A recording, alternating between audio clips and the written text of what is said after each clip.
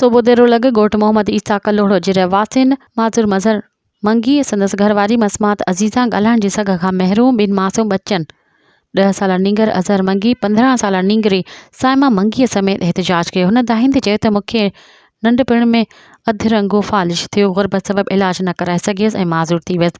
घरवारी बि गुज़िरियल 8 सालनि खां नूर जहिड़ी नेमत खां महरूम थी वई आहे। नंढड़ा बच्चा ॼाए ॼम खां ॻाल्हाइण जी सघ खां महरूम आहिनि।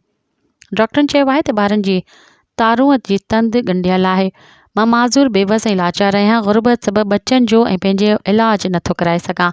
असांखे मानी गभो बि ख़ुदा करणु पाड़े वारनि खां कॾहिं मिलंदो आहे त कॾहिं वॾी बुखे पेट सुम्हण ते मजबूर हूंदा आहियूं। को बि मदद करण वारो न आहे।